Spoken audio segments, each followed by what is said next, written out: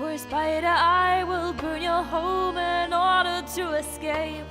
And when the darkness grows into my heavily loaded back, I'll shake it off my shoulders and I'll follow my own track. Here we are for another episode of the Vagabonds podcast. I'm Jeff. And I'm Nick. And together we are the Vagabonds. I got a little extra special intro today for an extra special guest. First up, this is our first post-Patreon podcast. So we're going to do something a little different. We're going to do our regular approximately an hour with our guest, Chuck DeCaro, who we'll introduce here in a second.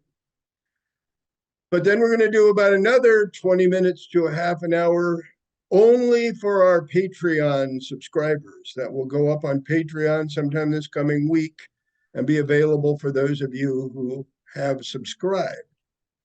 This will be a regular feature from now on of our cast. We'll have the public portion that'll be on YouTube, and then the private Patreon portion that'll be for subscribers only. The porn. Yeah.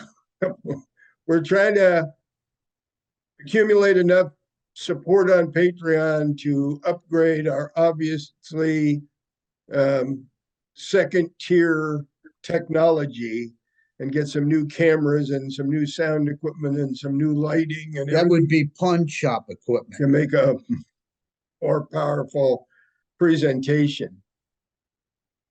First, of course, we have to talk about our sponsor, Toxic Masculinity Whiskey, best rye whiskey in America, great bourbon whiskey too. And I got a special announcement for all of our fans in Arizona. During the month of April, we will start distributing to bars and restaurants and liquor stores in Phoenix and Tucson. Something I've been working on for a year is finally going to happen.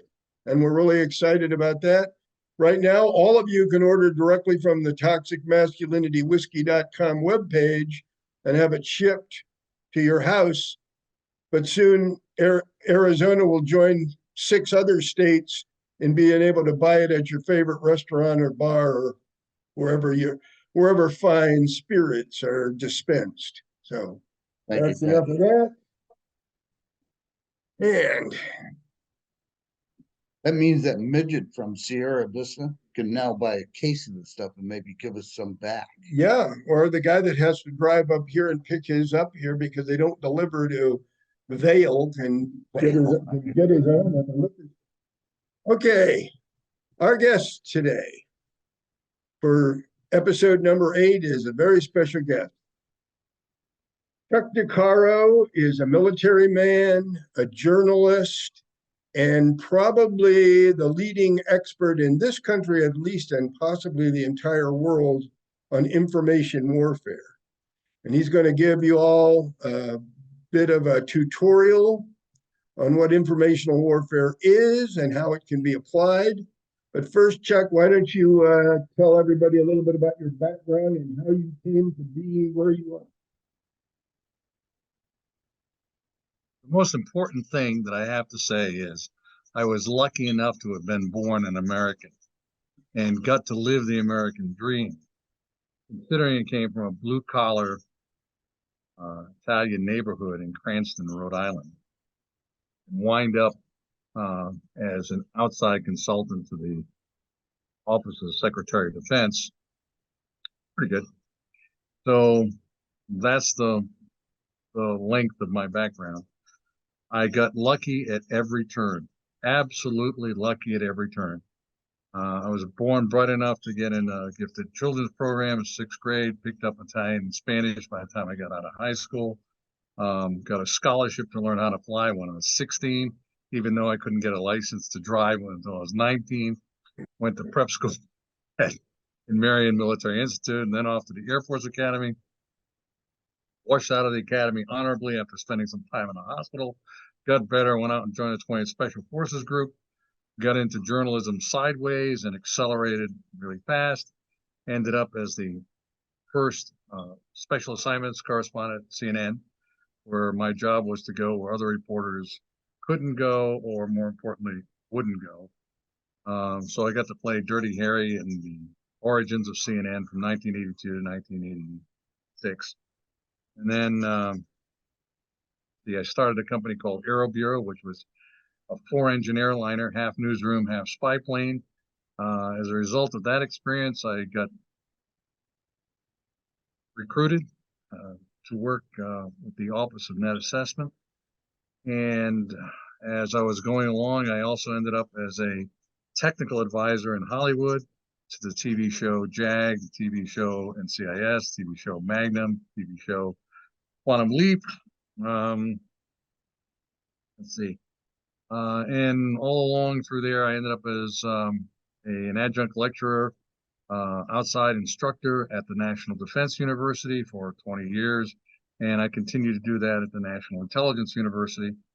And all in the middle of that, I also managed to marry Lynn Russell, who was the most popular anchor woman at CNN for 20 years. And there you have it. For good reason, by the way. She was the most, for those of you who aren't familiar with Ms. Russell's work, she's a force to be reckoned with. I was unbelievably impressed by your wife. The one time that we've met over there at the Coxon's house in Laguna Beach, she's something else. Actually, that whole background thing on that sounded like the script of some B movie where Geraldo Rivera gets his nose broken by a foul. Yeah, you guys have just written Vagabonds, and you're telling me about a script for a B movie. All you need now is Sam Fuller to come out and say, "Here we go." Don't make us blush. Yeah. So anyway, I'm sure somebody watching this probably knows what information warfare is, but everybody else doesn't. So can you give us a little background on your extremely unique field of expertise? Yeah, IW, Information Warfare, kind of glommed together around the time of Desert Storm. Before that, it was called Command and Control Warfare, Psychological Warfare, Electronic Warfare.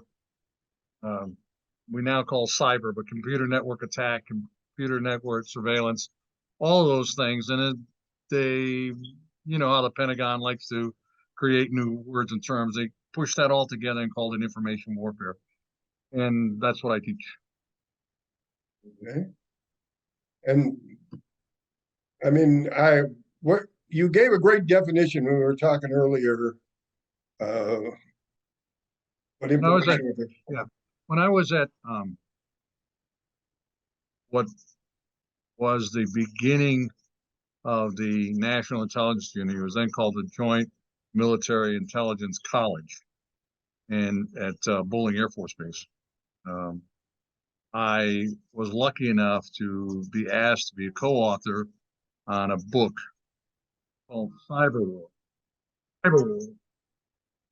Cyber War is, hang on a second. Cyber War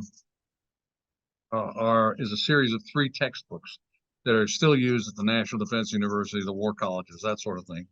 And in it, I did a military update for a story I wrote for the Providence Journal Bulletin during Desert Storm, talking about vulnerabilities and Saddam's information warfare and his utilization of global television. So I created a definition back in early 1991 called soft war. And soft war is defined as the hostile use of global visual media to shape another society's will by changing its view of reality. And that's what I teach. Now, when I say global visual media, I mean television in all of its forms, which is the electronic dissemination of cinema. And with that comes, you have to be the need to understand how you express thoughts, ideas, and narratives visually. In your mind, who's the best at this right now? Who's using it the most effectively? Is it us, I hope, or is it someone else? Now, Finland. the best way to answer that is the problem with us now is not our adversaries. The problem with us is us. To badly quote Shakespeare, the fault, dear Brutus, is not with stars, but in ourselves. And I don't think that our national security system is appropriate for 2023 and the future. Why? If we had to start a national security system from scratch today, would it look anything like what we've got? I ask you guys that. Unfortunately, it wouldn't. No way. So more sorry. about the recognition. Because Yeah, I you'd be would- starting out with a clean slate. You know, Yeah, where are the well, problems and what are the solutions and how do I build them into a matrix that's effective? right. And by the way, that was better expressed by we have met the enemy and they are us. I think that was Pogo the Possum. Pogo the Possum. Well, the point is, we still have a pyramidal system, which is reflective of the industrial age and not the information age. I would refer everybody to read some books that will give you great background. The first one was Alvin Toffler's book called The Third Wave. And Al was a dear friend of mine and passed away a few years ago, but he put forth the idea that history doesn't come by date, by date, by date in a linear manner, but in a wave. The first wave was the agrarian wave. The second wave was the industrial wave. And now we're in the third wave, the information age. Al predicted before his death that there'd be a fourth wave, it'd be space, because we use up everything in a planet and have to go elsewhere. But that's out there somewhere in the future. So right now in the third wave, I would put forth another lesson from another one of Al's books. And that's called War and Anti-War. And what he put forth in that book was one idea that was really good, and that is nations make war the way they make money. My Roman ancestors used the knowledge of an agricultural economy, the wheel, iron, road building, naval vessels, which they use for import, export, and creation of wealth. They used them to create the chariot, military roads and bridges, the utilization of galleys, and they conquered the world using the methods that they used to make money. In the industrial age, Britain took advantage of the Industrial Revolution first, where production, millions of identical products, created wealth. And the British Empire expanded, as they like to say, over palm and pine, and the sun never set on the British Empire. We did them one better in World War I and World War II because we could outproduce them because they're an island and we're not, and we have natural resources and people. Now, the problem is that the United States is now in the information age, and we create our wealth from manipulation of information services, having stripped out industry to places where we could obtain greater profitability. Okay. The problem is that if you're going to have a military for operations in the information age, it maybe ought to reflect the way we do creation of wealth. So why are we still organized like this, like a pyramid? Why do we have majors? What do lieutenant colonels do? What do corporals do? Why are we organized that way? Well, it's a holdover from the days of the information age on a small scale, but so is the way we are organized to make war. So we should do something about that. Because other folks who have come up from the ruins of wars, revolutions, are not going back to the legacy, but they're going back to new things. I give you China. Yeah, well, China. Well, we're in a global conflict with China over resources. They're Well, locking We are up now, will be Africa on soon. what they call economic colonialism.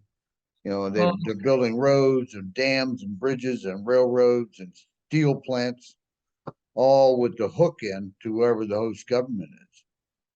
Not anything different than we did, but they're Well, doing it for a different reason. Cecil Rhodes never went to Zimbabwe, That's Rhodesia, true. Yeah. for the gold. He went there for the coal to Right. run all his industries in South Africa. And then he found Basically what the diamonds. Chinese are doing. And then he found diamonds. Yeah, well, Actually, he paid There for was the that. coal. And the boys over at De Beers. In any case, the point is that I would tell my friends that you can either continue to be the world's leading power or have somebody else tell you what to do. Your choice. Yeah. So, Yeah. okay, but again, remember that my work for DoD was up here looking down and looking out. My job was to look, 10, 15 years out and what can we do? And a lot of those things end up in a locked safe somewhere. But eventually somebody pull them out of the safe, I hope. I distinctly remember you wrote a manual about financial operations in the urban environment. Who And did? they Me? took it away. It was a bank robbery manual, basically. We Oh. did 2 manuals. Well, One basically on tanks, and the other one how to use radio-controlled munitions. Jeff, I just lost part of your audio there. Will you say that again? Yeah, well, that happens on Devil. our end. Yeah, One of the reasons you need to subscribe to Patreon. so we can buy better equipment. Yeah. The I said You don't want me going on to Patreon. we did a couple of manuals. One was how to rob banks, basically, or jewelry stores. Yep. A lot of the information it came from the OAS, Mhm. The French Foreign Legion anti-De Gaulle group that financed a lot of their operations with bank and jewelry store robberies. The other one was using radio-controlled, basically pre-drones. But we used what were in effect radio-controlled model airplanes with an explosive device that used the engine of the airplane as the projectile, and you just had to fly it down close enough to something to blow the engine itself through like a massive 40 caliber round. This was our first step into And technology. Those are in a safe somewhere, and probably nobody will ever read them. Because they scared the powers to be to death when we So I tried said, to. come up with a solution. Okay, Okay. how we do it. And where do you get sources for information on bank robbery? Go interview bank robbers. Yeah, of No. course. How do you do this? No. How do you do it effectively? Yeah, exactly. Yeah. And Walpole, Frank, luckily had a whole bunch of those guys in there at that time. Yeah. And we knew the head of the warden, assistant warden, so we were able to get the interviews. Yeah. Information technology, Yeah. data gathering. It's to me, it's a constant source of annoyance that political will does not even begin to live up to potential war-making capability. Because we can do a lot more than we will do. And that's not even a political thing, because that's been true over multiple administrations from both parties. Concurred, but in order to develop the political will, you need an apparatus and leadership. Now, you know that prior to Pearl Harbor, the United States was pretty well divided over whether or not we should go to war with anybody. Yeah.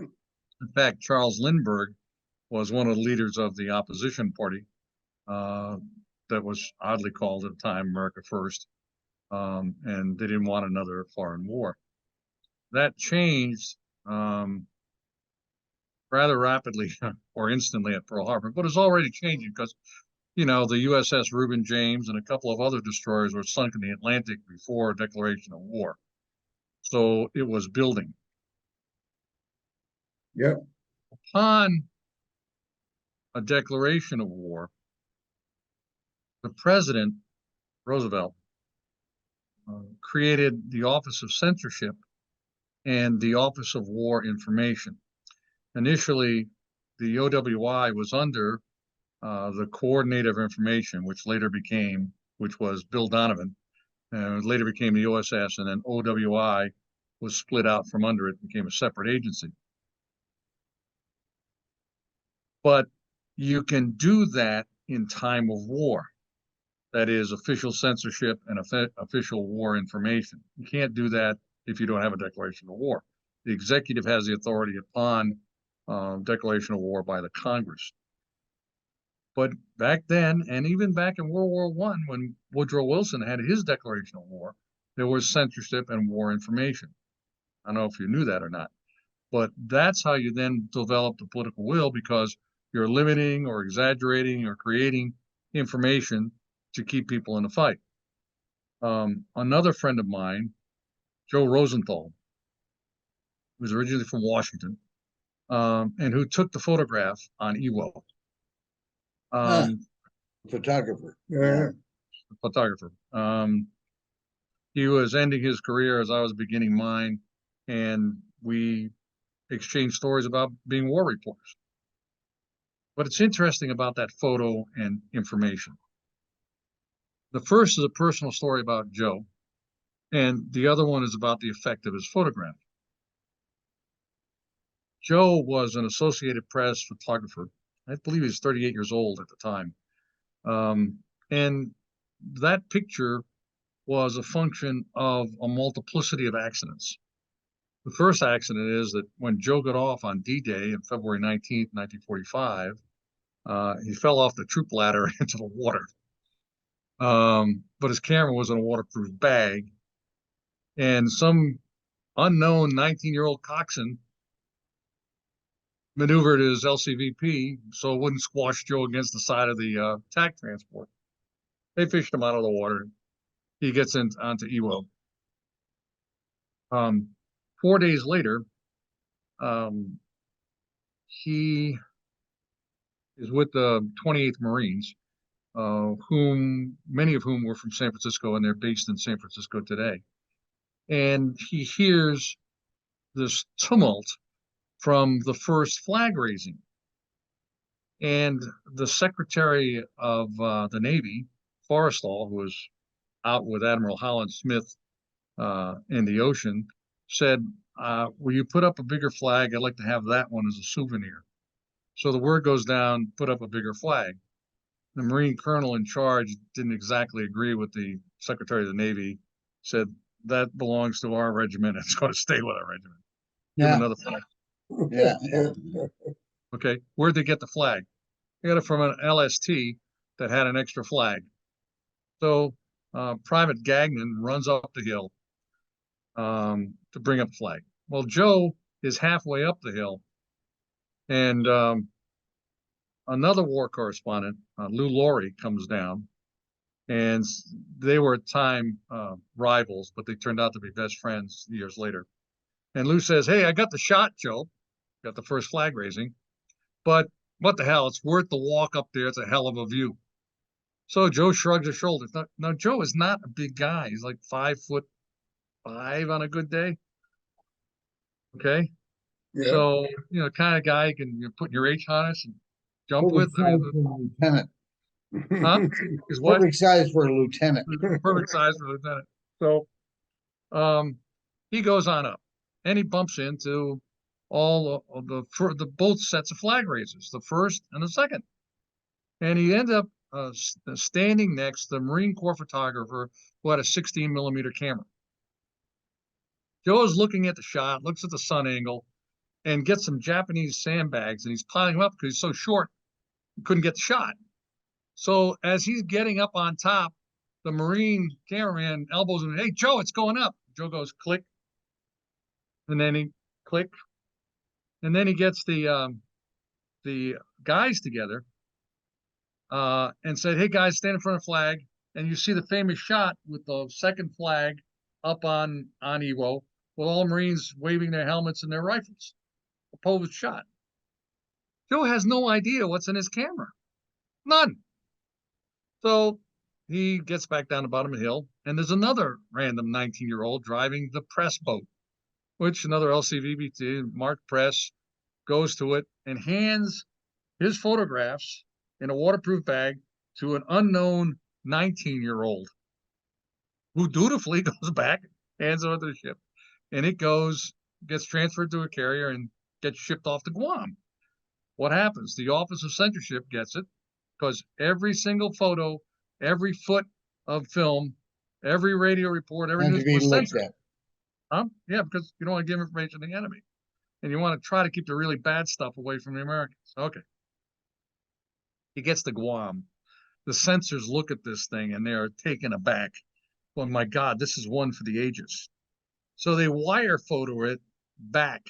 Now, a wire photo machine was really a fax machine the size of a billiard table. They send this thing back, and it's on the front page of every English-speaking newspaper in the world the next day. Joe's still on Iwo. Okay, he has no idea. When he gets to Guam, the reporters are waiting for him, and they go, "Joe, that photo, it was great. Did you pose it?" He said, "Yeah, sure." He still hadn't seen the photo. he thought it was the other, and that's why the controversy came up about what the famous photo was posed. It wasn't. It was the other Marine elbowing. Get up there, get the shot, Joe. Click. So that's about it. That photo, however, completely random, became the symbol for the third war bond drive. Now it's February 1945. Iwo just kills 5,000 Marines, or a number close to that, and we're war weary. And that photo, along with the 3 surviving flag raisers, go on a bond tour and raise something on the order of $2 billion. All information. That's one photo. Yeah. Imagine what you could do with television. No, that story right there. Yep. Totally explains why Marines eat crayons. Totally explains why Marines do what? Why Marines eat crayons. All right, I'll bite. Why do Marines eat that's crayons? been around for years, and then because the Marines, that is not great, Lance Corporal. That's a wax crayon. I used to, when I gave classes to the Marines, I used to carry around a box of crayons in that. Before he was SF, he was a Marine. Oh, Actually, I was a cook in the Navy. Yeah, he was drafted into the Marines. At least I got a decent coffee cup. Which, that's true. personally, What's the I've matter always with this thought that coffee his, cup? Oh, That's a the coffee best cup. coffee cup. that's there the is. original burn your Yeah. lips. There is nothing, Absolutely right. nothing. That's why they have that little rolled edge on it, Oh, so yeah. it can Yeah. So it didn't weld blow on the itself rolled to edge, you. so it doesn't quite get you. But this There is is the old one. absolutely You remember this nothing. one? You remember this one? Oh yeah, Oh, yeah. Oh, yeah. The new one's got the scissors thing. I'd Oh, rather yeah. have this. oh yeah. I think it's on your much belt, better. your hooks Hooks on on a your pistol belt, really nice. Yeah. And there was nothing better than calling out of a sleeping bag on a really, really cold morning and getting a cup of almost boiling coffee poured into one of those cups. Yeah. It's heaven. It is Yeah, heaven. it is. Almost, you're absolutely right. The vapor clouds coming out in the summertime. Yeah, that's good coffee. That's why you put it on your lap and get the vapors up and the heat going down. There you go. Your Keep you hands warm. grasped around And it. your hands are Just shivering. grasp around it like this in both hands. Yeah. Well, Lieutenant, what do we do now? Yeah. Yeah. Yeah. Yeah. Well, What's the picture coldest you've ever been? 52 below zero. No, but I mean shivering. No, think you're going to die cold. Near hypothermia. Yeah. Very near Where'd you get that? hypothermia. Yeah. Where'd you get it? Yeah. I think twice. Once in Norway with the Norwegians skiing over the Arctic Circle with sleeping on reindeer skins at night. Yeah. And it rained, and then it froze. And then once in Pennsylvania on a field exercise. just Yep. got hit with a blizzard in the middle of nowhere. Yep. How about you, Right. Jeff? Black Rapids, Alaska. Oh, I've been there. Jumped I wrote in. a story about Black Rapids, Alaska. It said it was a cross between a Hollywood movie set and a wind tunnel. Yeah. Jumped in at Yeah. Oh, you 52 jumped below in? zero. Yes. Oh, They opened the back. We did in-flight rigging out of McCord or whatever that Air yeah. Force. Yeah, Used McCord. to Joint Base something now. Did you jump with a mask? I had everything. But the thing is, in order to do the in-flight rigging, you had to put all the warm clothes on first. Yeah, and then you're sweating. interior Yeah. of the C-141 was heated. Yeah. So we put on our wool shirts and our field jackets and our parkas and our everything but the face mask, the hood, and the 2 pairs of pants and the rubber Boots, boots, Mickey and Mouse boots. then put the chutes on and then sat back down and started to sweat Hmm. and sweated and sweated and sweated until we got close to the drop zone when they opened the back doors of the plane and this huge tornado-like flurry of ice crystals came in. And then we started to cry and the tears froze to our face. And then eventually we had to jump out of the damn plane. And literally, it didn't even feel cold. It just felt like a massive full body pain, like somebody hit you with a huge hammer made of ice. We had 2 of those. The first time, the coldest I ever been was in the summer in Dahlonega at Ranger School. Oh yeah, true. We're out True. at flank security, and it's like August, and the skies opened up. It poured down rain like one great big bucket. And me and my Ranger buddy and I are sitting there on flank security, away from everybody.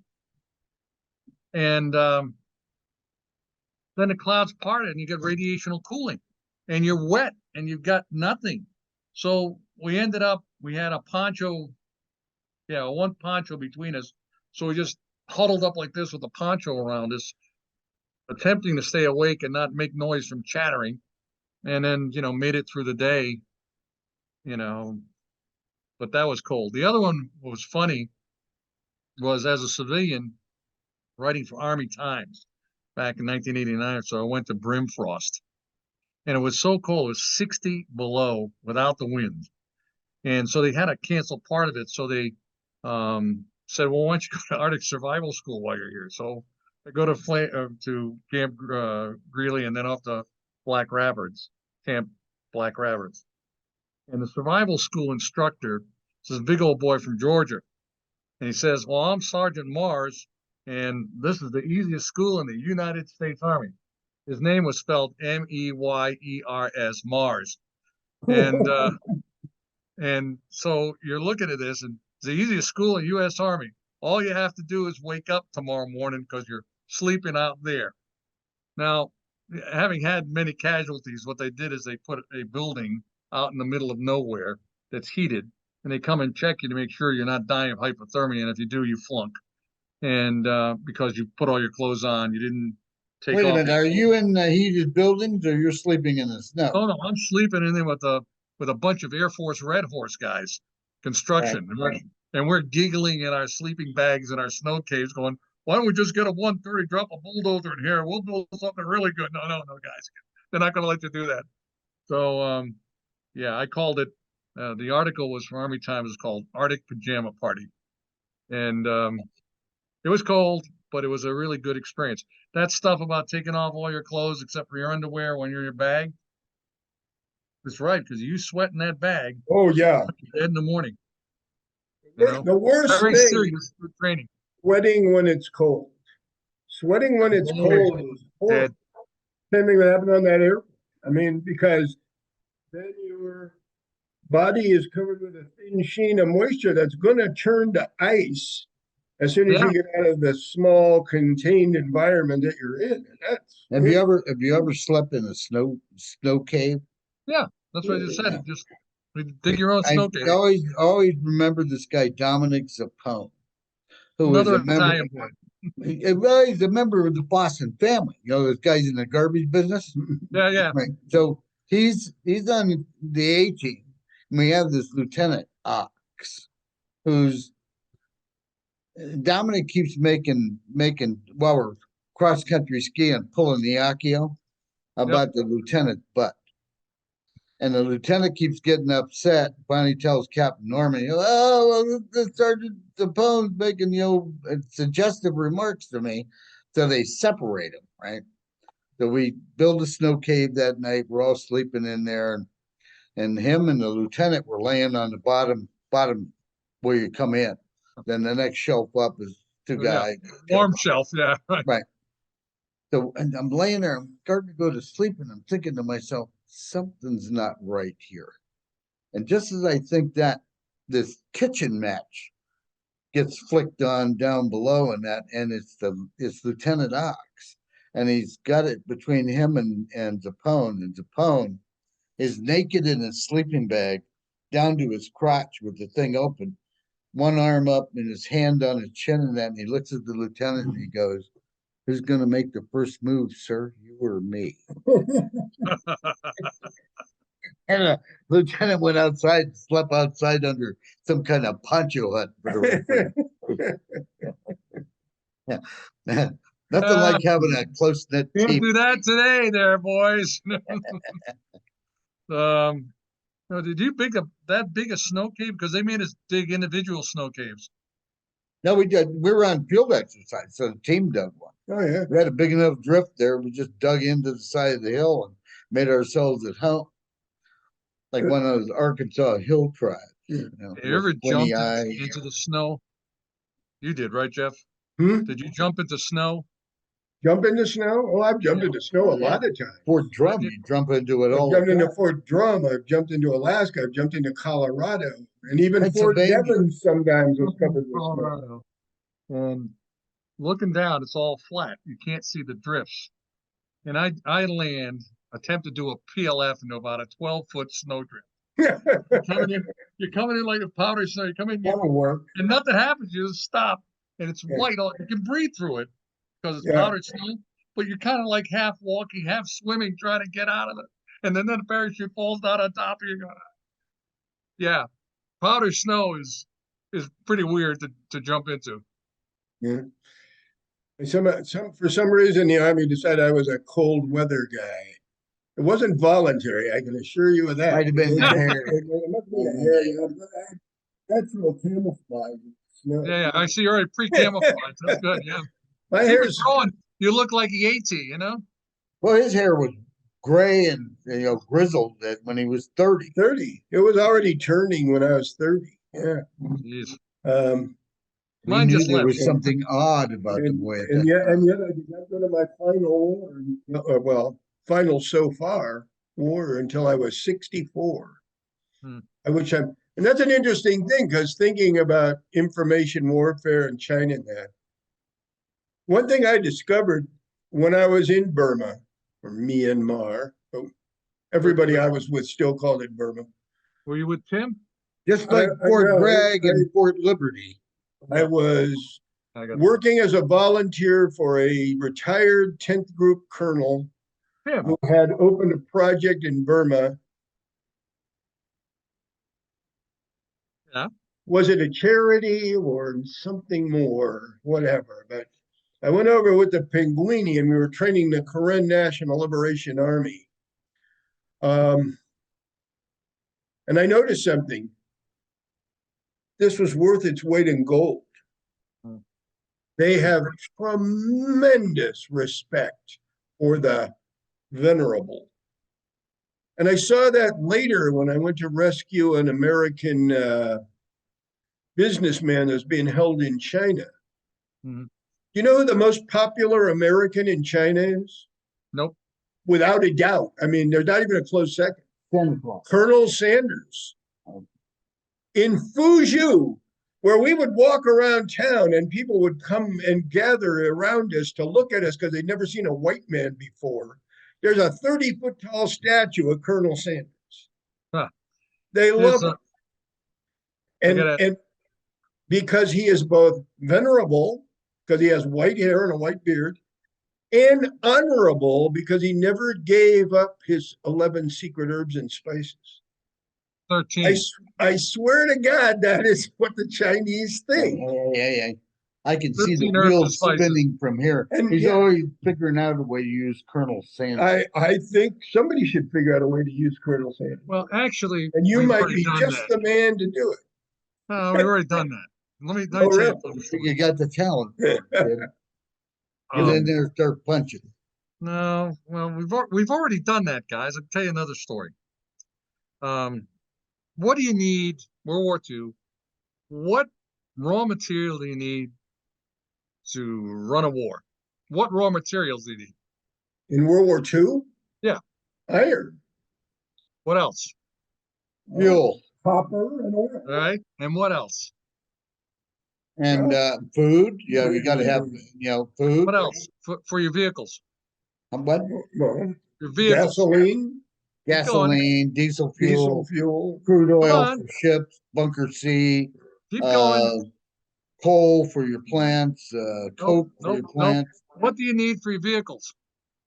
What do we- Rubber for your tires, Rubber for your Boom. tires. or for your Where did all the rubber come from before we? Southeast Asia.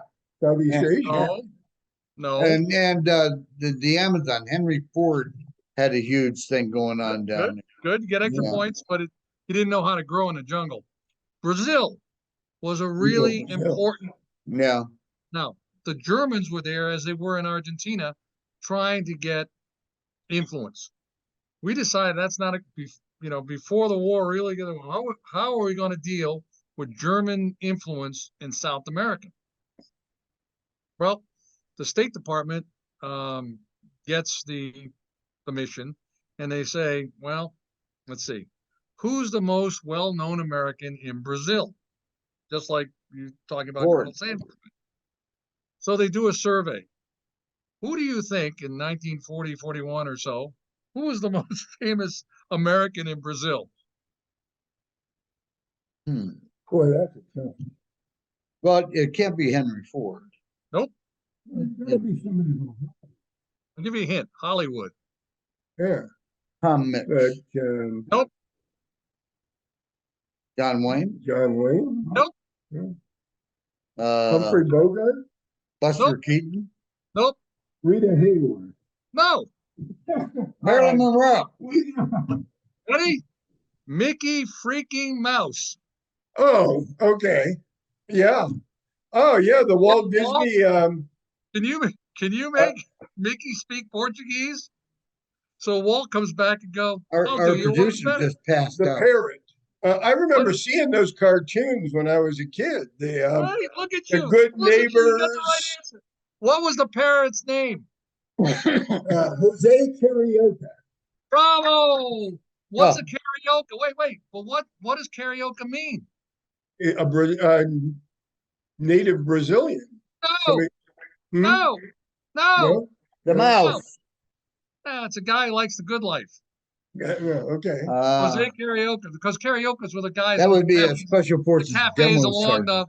along Rio. Okay, so now you got the most famous American in Brazil, and he's got a Brazilian best friend.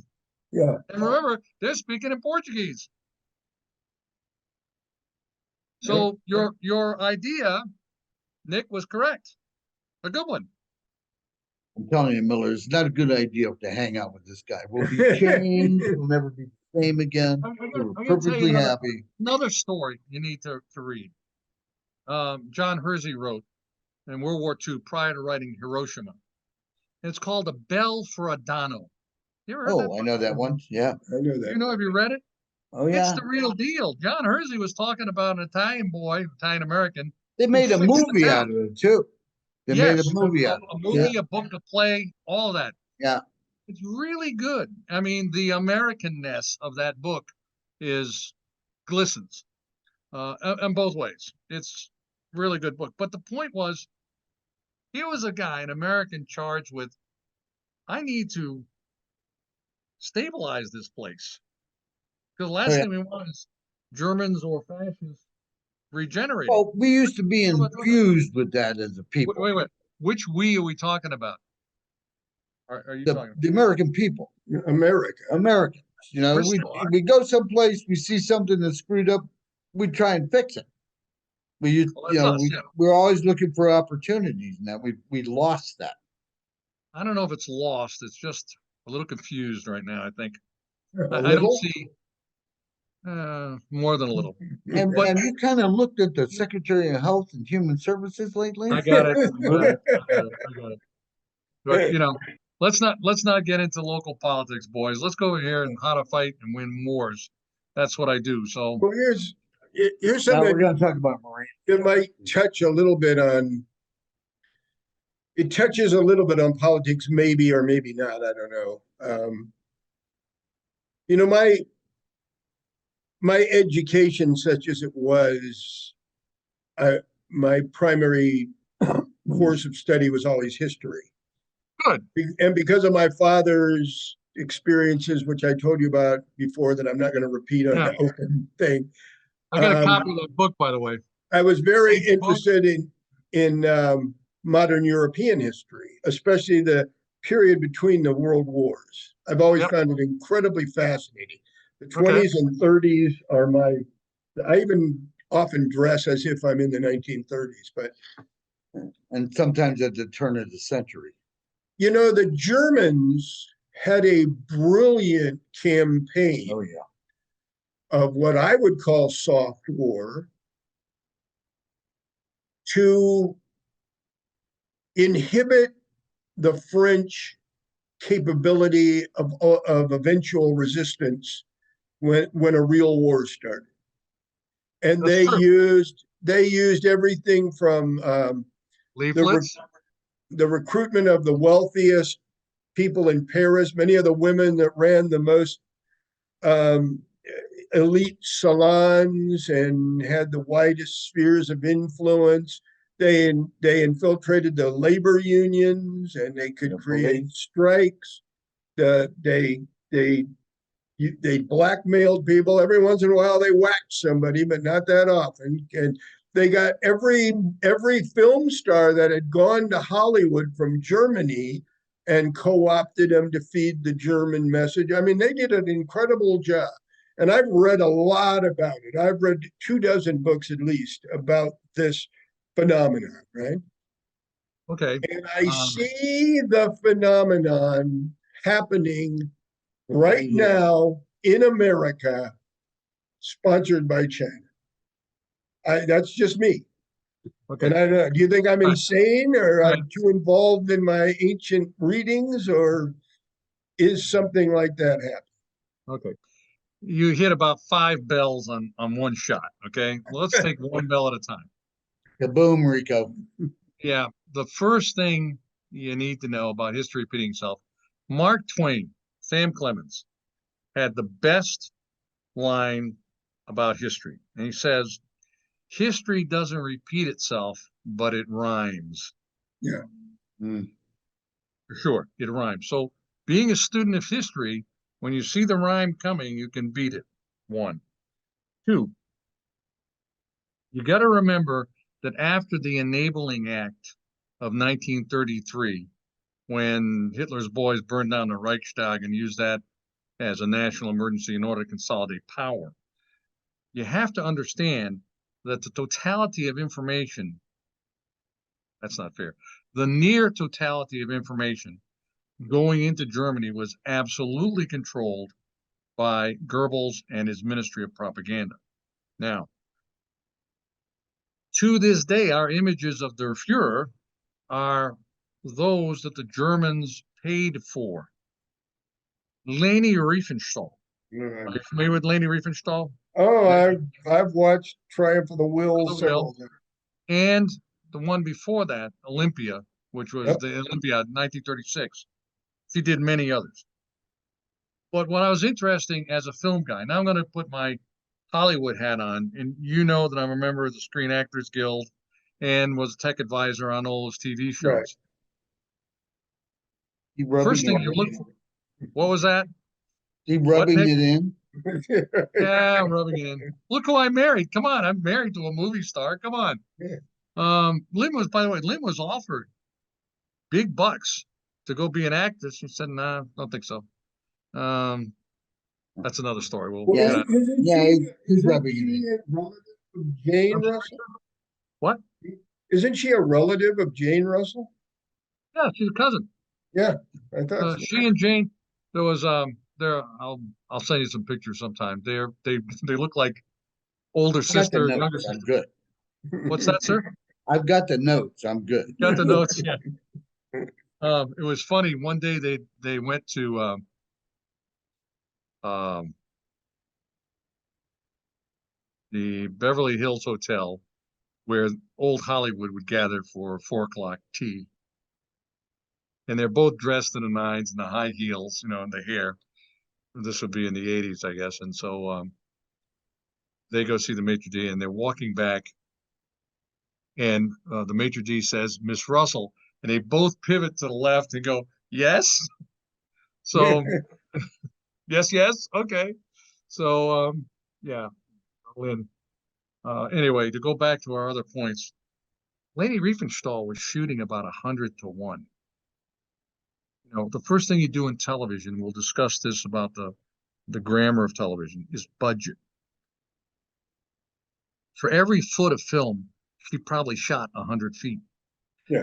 Before she did the Olympics, she went to the sites and had male models posturing in the sunlight to get the most dramatic angles.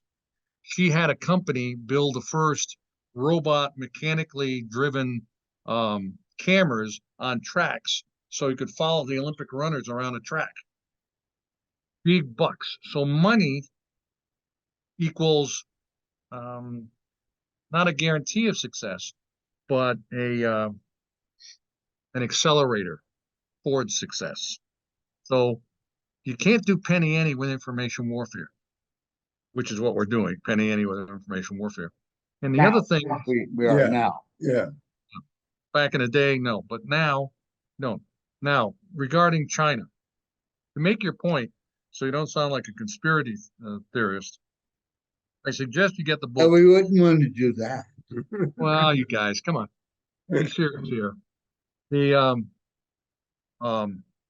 President's Secret Wars by John Prados. Now, I don't agree with John's point of view, but as a catalog of stuff that we may have participated in, the United States, as every nation state, does what it has to do when push comes to shove.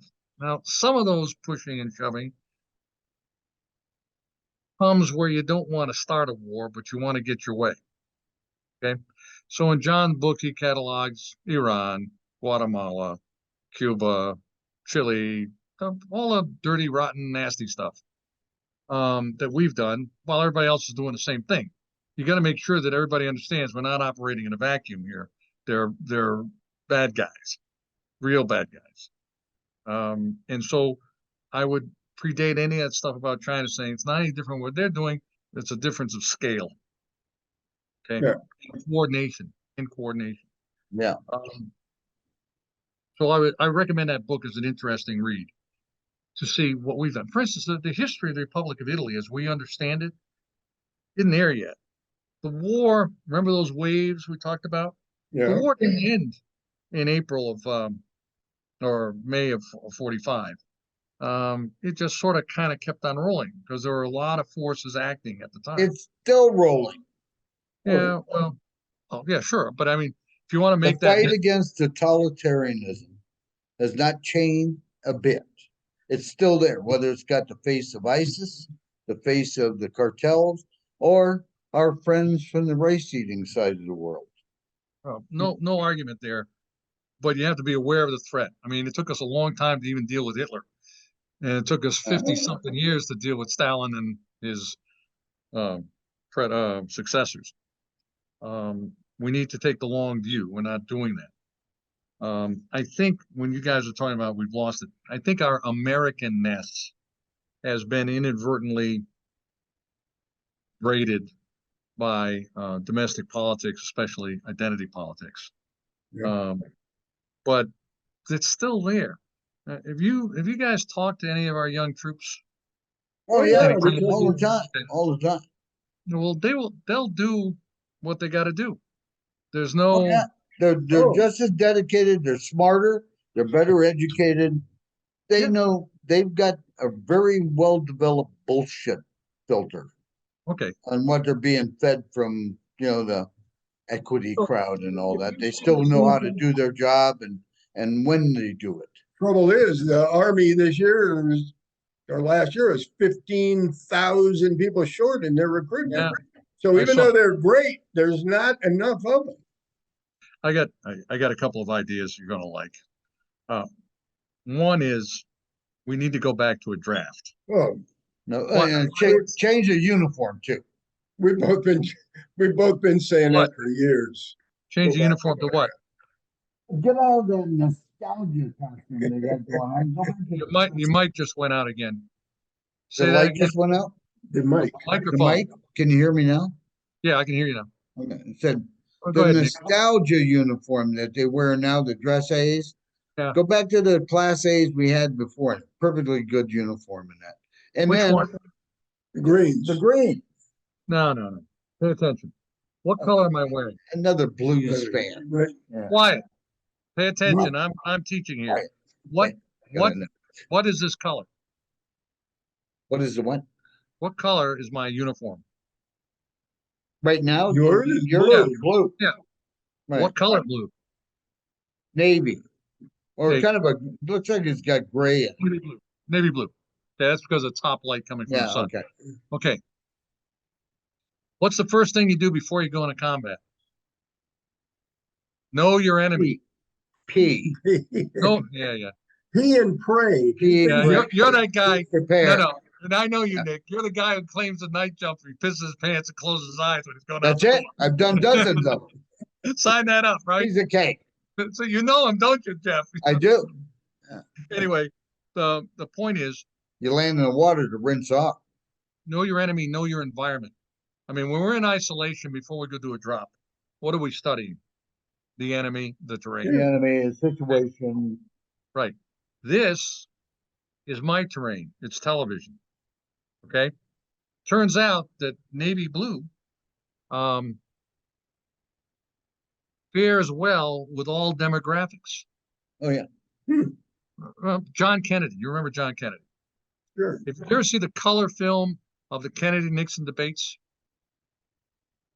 Gray and dark blue. Well, dark blue. He was wearing full theatrical makeup, and Nixon had 5 o'clock shadow. Yeah. Now I want to show you. I want to show you how you can change history. I want you to raise your right hand like this and do that. And do what? Do this. Yeah, just change that. I won't mention his name, but Well, that's CBS Italian. That's Bangul. No. That's the twist. You ready? That's the twist of the overhead light. Ah, Okay. If you look at Richard Nixon, he's got raccoon eyes like I've got right now because I've got sunlight coming in from the skylights. We hadn't noticed. See the shadow? John Yeah. Kennedy didn't because the CBS producer didn't like him very much. Ah, You got it? You guys are lighted better than I am today because I didn't compensate for the skylights. I did when I got up this morning because it was dark and rainy. Now it's bright sunlight, so you're seeing shine that I really don't like. and But that's- and we have a clear conscience, Chuck. Yeah. Anyway, the point is that if navy blue tests well with all demographics, Oh yeah. why would you not do it? Okay.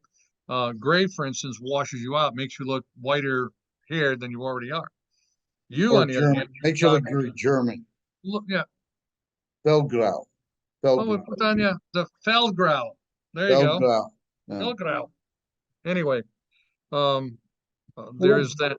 I'm sorry. Go ahead.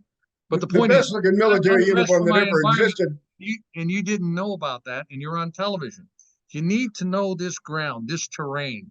The terrain is about information, particularly television information. This thing, okay? This is dangerous. Oh, You know yeah. Why? It's a television station and television receiver. He's stepping over that passive aggressive boundary here. Hope you realize that. Wow. Oh, That's my wife. That is. Yeah. So, We quickly realized that and mummed ourselves. yeah, well, hey, what can I tell you? The point is, television has a language that uses a grammar, a vocabulary, a structure, and a syntax, just like the English language. I was telling Jeff earlier, Nick, did this ever happen to you? You get a young private company, you go, Sergeant, I got me this new Corvette for $150 a month. And you go, come here, kid. You see this contract? See this period over the top of the comma? We call that a semicolon. And underneath that is a clause, and it's not Santa Claus. And you're going to be paying for this till the year 2097. Now you get over to that other guy called the JAG, and let's see if we can get you out of this mess. What's the difference between you and that private? You, Well, that same thing happened to me, only it wasn't a private, it was another staff sergeant oh well, okay, but the on point, my team. another staff I got a sergeant. new car. Yeah. What was it? Was it a shake and bake? It couldn't have been a real It was a sergeant. medic. What do you think? Oh. Yeah. Any kind of weird religion or contract, they're on. Right. Anyway, the point is that television has a vocabulary, a syntax, a grammar. And if you don't understand it, it's going to bite you just as hard as that contract on the private. So Well, you can in the environment, you can process so much more information visually than you can Absolutely right. verbally. So I'll while give you- you're talking about something, the visuals in the background in that are are piling up 6 times as much data to the person watching that. So Well, it's how it's you should- presented. you should understand a couple of things. One is humans remember in images, not in words. Now, I want you, no, serious, we'll do a little experiment. Close your Oh, I eyes. believe that. Both of you, close your eyes. Just close your eyes. Jeff, close your eyes. I'm going to give you one word. I'm going to give you one word. Mom. Open your eyes. Open your eyes. So, did you see M-O-M, or did you see the lady who gave you birth? The lady that gave me birth, of course. Okay. Now attempt to describe her. So if Nick and I are in a bar or a restaurant and a whole bunch of little brunettes that look alike come in, how would you describe her so exactly? How many words do you think it would take? Oh, Go ahead, just to start. separate her from all the others, it would take a lot. I don't know how many. No, just give people an example. Go ahead. Several paragraphs. Yeah, go ahead. So talk But about you want me to height, describe weight, my eye mother? color. Huh? You want me What's to that? describe my mother? Is that what you're saying? Describe your mother when you were a kid. Okay. My mother was very short, How short? Describe in detail. not quite 5 feet tall. Mm-hmm. She was English, so she had a little bit of an accent, not much because she came to the U.S. very young. I never understood a word my grandparents. Yeah. Yeah. Probably better. And the, Probably was for the but she was no. she was kind of feisty. She used to come after me and my younger brother with wooden yardsticks and broke dozens of them across our backs over the years. But we always, Lost your mic again. we always drifted knew out. that she was, on our side and was, and loved us, even though she'd get, pretty riled up when we were stepping over the line. She had dark hair. You just gone on for about 30 seconds. Yeah. And Nick and I couldn't pick her out of a crowd yet. So Well, I'm just no. trying to show you how powerful this thing is. Yeah. Okay. Now you got kids who don't know any better. Oh, yeah. Now, and you get influence. Why? Because we remember in images. We don't remember words, we remember images. You may remember a speech from a line from Churchill's speech, but it's not the same as seeing Churchill give the speech. There's an emotional part of that. Think about John Kennedy's inaugural address when he says, "Ask not what your country can do for you, ask what you can do for your country." And he did it in an oration that made a generation volunteer. Yeah. Okay. Very And it's a powerful stuff. sentiment that has been dismissed by every Democrat since. Yeah. You got to come closer to the mic. For some reason or other, Jeff, you fade. When you go to your left, the mic fades out. I know the sound on this is horrible. All those Wellesley graduates marching off to join the Peace Corps to go Peace to Corps. places like That's true. where there's a Have you ever mosquito seen on the one movie end and an anus. You ever seen the on the other. movie Volunteers? Yeah. Okay. I want to Volunteers, change the world. yeah.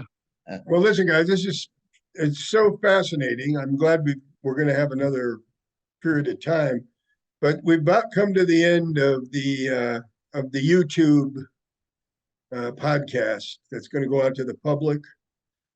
I hope everybody has learned something from it. And now we're going to make a brief transition.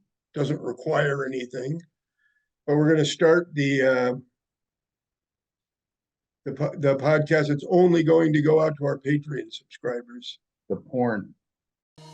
Run, run, run for the dragon from treason. Far enough till I reach your warm season. Run, run.